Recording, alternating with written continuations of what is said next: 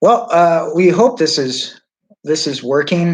We tried going live through Facebook, and it seems like so many people are doing live streaming on Facebook right now that the streaming isn't working. So we're hoping that this is live right now through YouTube, and we'll be able to share it through our Facebook page.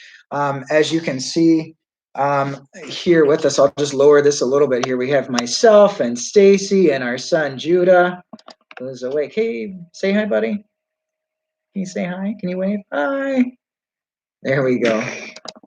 All right, we'll eventually get this working. There's a lot of stuff that's going on right now um, between just getting ready for meetings tonight and doing things for my wife and her kids at school, and taking care of Judah and ministering to people without being able to actually go and see them. And so and so it's been a pretty crazy day for us, and we're jumping through a variety of methods to stream and go live with, through Facebook on a laptop, through Facebook on an iPad, through a cell phone, and we're getting used to it. And so we thank you for your my YouTube is supposedly live and streaming this now with the camera on. My wife is trying to post it right now. If that happens, we'll we'll we'll continue to just mess with this here and there. So just continue to be patient with us. But hopefully you read through Genesis chapter 1. I'm not going to read through it again because it can get bogged down, and I don't want to make this a 30-minute study with you guys. I kind of just want to make it a brief thing, and it's something that Stacy and I are going to be going through. We've noticed that we each have our private devotions, our private reading things that we're doing. But our couples devotions have kind of slowed down a little bit. And the one blessing that we have with the COVID-19 is that it provides us an opportunity to be around each other all the time, and and see each other, and learn to love those little things that make us a unique married couple. Especially now that we have this little one with us. Are you looking at Papa? Hi, buddy. Hi, buddy. So I can't. This is unscripted. We haven't rehearsed any of this. This is live, straight to you. So if he has a meltdown, or Sorry. if there's an atomic bomb that goes off in his diaper, one of us may need to bounce out real quick and address that and take care of it. And we apologize. We thank you for your understanding. So kind of, we're just going to do a recap here of Genesis chapter 1. First off, by stating, why are we going through Genesis? Well, the name Genesis is the first book of the Old Testament, the first book of the Bible, the Pentateuch, the first 5 books of the Old Testament of God's Word. And the word literally means beginning, which is kind of appropriate now because our world and our country as it is today is going into a new stage, a new phase, where we're dealing with something that we haven't had to deal with before, where we're not able to see or talk to each other face to face, where you're literally a couple feet away from me. We're having to communicate through technology, via FaceTime, via YouTube, via Google Duo and Google Hideout, and everything like that. So we are entering a new stage, and it's always good as we enter that new stage to go back to the beginning, when God made everything new and started fresh. So kind of just recapping Genesis chapter 1 here, it's essentially God's creation, of starting in day 1 and going all the way through day 6. There's a lot of different features, a lot of different things that are going on there. The Bible doesn't have the burden of trying to prove God's existence. It doesn't say, give a mathematical equation. It doesn't give some scientific explanation for God, or try and have a hypothesis and then prove that hypothesis through experimentation. It just basically says God did this. God created, and it states the conditions that the world was in. And it goes through a numerical value, starting with day 1 and then going through day 6. And the way that he creates everything is very unique. The question has kind of come up before. did God use pre-existing material? Starting in day one, he didn't use pre-existing material. He started from scratch. He created the basic elements, and then from those basic elements, he then created things from that. So God uses this really interesting word in Hebrew, bara, to state how he went about making the fabric of existence. He said, God bara the world. He created it from nothing. It was this base material, and then from that he formed it into what he wanted it to be. Chapter 1 talks about how the world was formless and void, that it didn't have shape, and then he carefully crafted it. And along with that crafting, he crafted things that were at the smallest, most immature level, but then he created things that were mature levels. He didn't create every plant at a seedling level. Sometimes it was a sapling, sometimes it was a mature plant, and we see that based off of how he defines those things. And then he puts these brackets in there about things too. He says there was evening and there was morning. So he puts a 24-hour period in that, how we define a day. Not how we would say, oh, well, back in my day, meaning a long period of time, or to sum up things, he basically puts brackets there and says there was evening and there was morning. So saying, okay, now this creative period is done for this instance, and now he's going to start another creative period for the next day and day 2, and then so on and so forth for the days that follow after it. And the interesting thing that I always find going in there is when God is talking about light and darkness. He talks about light and darkness, and he doesn't actually create the sun or the moon until day 4. And so until that time, light and dark was dependent upon what God emanated from himself and what he lessened. And then he established it and said, this is day and this is night, this is light, this is dark. And he created things. I don't know, did you have anything that kind of stuck out for you whenever you were listening, tending to Judah here as we woke him up from his nap? I don't know. I'm a routine person, so I guess I love the fact that God had a specific routine. Mm-hmm. He ended each day the same way, and let us know that this was something that he put time and energy and thought into. So. Yeah, he did. We often think, as the world is around us, that it's very chaotic, and yet when we look at it through God's eyes, it's very orderly and planned out. And we're thankful for that. I mean, the whole creation process in that 6 days of creation was there to set up the very fabric of time itself, and it wasn't necessarily like there was a Monday and there was a Tuesday and a Wednesday and a Thursday and a Friday and a Saturday and a Sunday. That's not how the Jews considered their days. They had special names for them, but they did have 6 days, and then in the 7th day, God rested from that. But that's not covered in chapter 1. What's interesting is when you get towards the end of chapter 1, also it says that God gave everything that has the breath of life in it plants for a food source.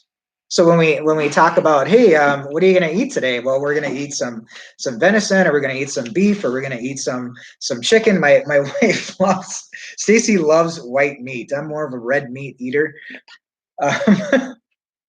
which is okay. That's fine.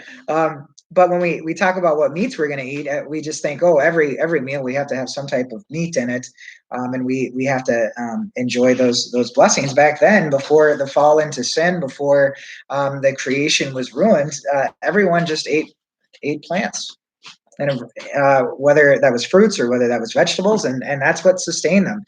It gave everybody what is needed for their body to function, which is kind of fascinating to think about. I think another thing that's kind of interesting too is how God defines each day. He defines every day of his creation as good. And then at the end, when he finishes his creative work, he says it's very good. The idea behind that is that it's perfect. There's no flaw in his creation. which some have asked the question before, and maybe some of you have wondered too. Well, then where and when did God create the angels? And we know that before God created everything, when it was just Him, the angels didn't exist. So at some point, when He created the heavens and the earth, at the earliest point, it could have been there when He created the heavens and the things that dwell in the heavens. It could have been on day 2 or 3 or 4 or 5. It could have been at any one of those points. We don't know. It doesn't actually spell it out.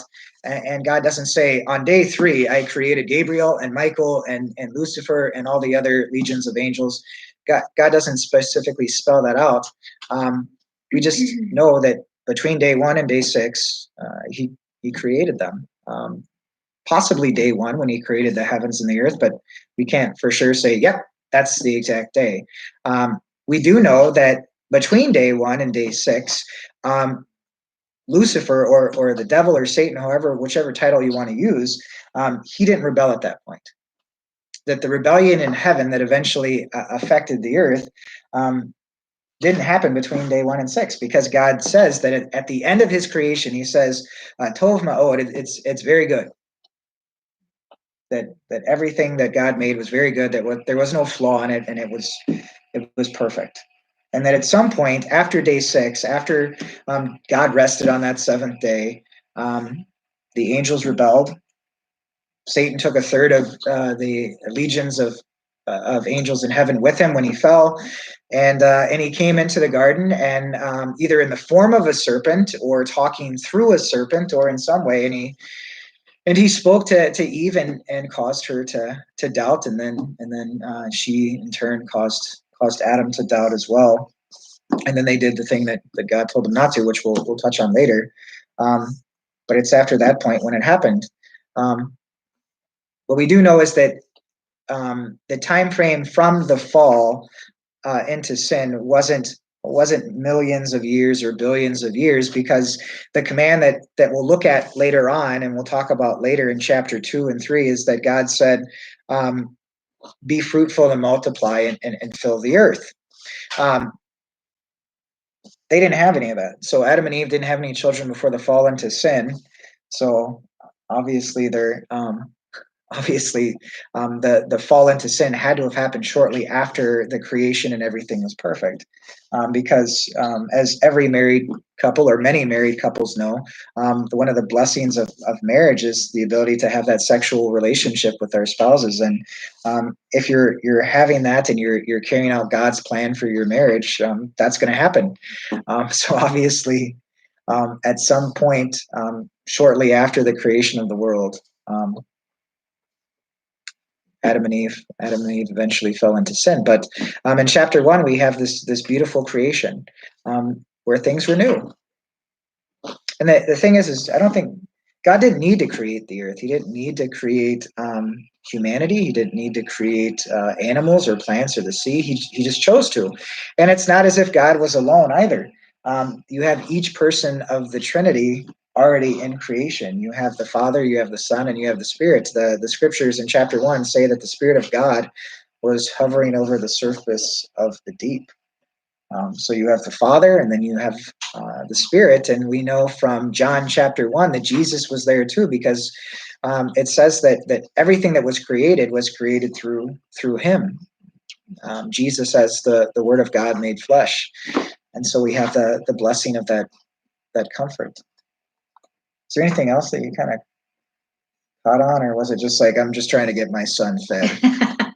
He was really drooly earlier, and now he's sucking down a bottle of formula and mixture of formula and breast milk, and he's really content now. So possibly in the next hour or so, he's going to pass out again, which will be kind of nice, because then we can continue on with some of the other things that we have to do. But we just wanted to invite you to tag along and watch our live stream YouTube deal. Hopefully it worked out. I don't know if it did or not, but I don't know if anybody's able to comment at all or anything. I did share it on your Facebook page and St. John's Facebook page and mine, but this is so new. We're trying to figure it all out. So I'm not sure if people are able to comment. We're not seeing any comments. No. So there is If that you have little, things to say, we might have to look back and yeah, answer after. yeah, answer. Hi, buddy. Did you have something you want to say? No, you didn't. You just want to touch Papa. That's okay. I'm assuming others have seen this at some point or another, because there's this live thing, and then there's this time indicator on there, and then the people icon, and that number has fluctuated between 1 and others, and now it's back at 1 again. So I don't know if it's not continuing to stream or whatnot, but we're going to post this to Facebook again and make sure it is posted. And so we just kind of just went through chapter 1 and picked out things that we thought were interesting. Just how God created things from nothing, how he created things in an orderly way, how he just merely spoke and declared things to be, and that's how they were, and how he created things at different maturity levels and ages at the same time. It was kind of fascinating too. Maybe as you read through Genesis verses 1 through the end, that there was something that caught your eye. Maybe there was a question you had. Maybe there's a question you've had about creation for a while and no one's really talked about it. I don't know. If you have questions, feel free to ask those now if you're able to. Otherwise, when the post goes up and you're able to watch and tune in, feel free to put those questions in the comments, and as we're able to, we'll answer them for you. I saw a couple more people that popped on, so I don't know if you're able to hear me or if you're able to see me or whatnot. We're going to be bouncing back and forth between Facebook and between YouTube. The blessings of the technology we have is that we're able to go through different modes of communication, but just like we're able to do it, so is everybody else. So I wonder, are we breaking the internet with all of our streaming and everything that we're doing? I don't know. I've seen some friends who have posted things and gone live where they're saying, "Oh no, Facebook isn't working," or YouTube isn't working. So we don't know. We're gonna continue to work these things out, and we'll try some things here and there and see what works the best. But let us know what you think. Let us know if you were able to hear this and see it, and if you tried to comment and it wouldn't let you, let us know. And we're not tech experts. We don't work for Apple or IBM or anything like that. But we'll do our best to try and work this out, and continue to post these every day so that you can interact and let us know your thoughts. Let us know your questions about Genesis 1 or anything that you may have going on. And we hope to see you soon. We have our leadership meeting tonight. Within the next 3 hours or so, there's going to be a decision that's made as far as what the worship of St. John's is going to be like in the weeks ahead. And as soon as that's determined, I will attempt to go live through Facebook with Stacy's phone, and we'll see if that works. If not, we'll record something and then put it on Facebook, and you can interact that way. There will be a letter that will be put up on our Facebook page so that you can see what's going to be sent out through the mail to everyone as well. So please feel free to tune back in. That'll probably happen sometime around between 8 and 9 o'clock. We're specifically trying to just keep this meeting tonight that we have with our leadership team solely about COVID-19 and what we can do to best meet the needs of our people. So I don't know. Do you have anything else you want to say? No, stay healthy. Stay healthy. Take care of yourselves. Drink plenty of water. Get plenty of rest. Keep sending all these funny gifts and movies out there. Watch some of the free entertainment that's out there, as far as museums that are allowing people to go live and watch animals in their natural habitats and things like that. I think we'll probably do that at some point. And just stay tuned. We'll keep putting information out there. But God bless you all, and we hope to talk to you soon. Take care. Bye-bye, guys. Say bye, Judah. Or put the passy in your mouth. That works too. Bye, guys. We'll talk to you later.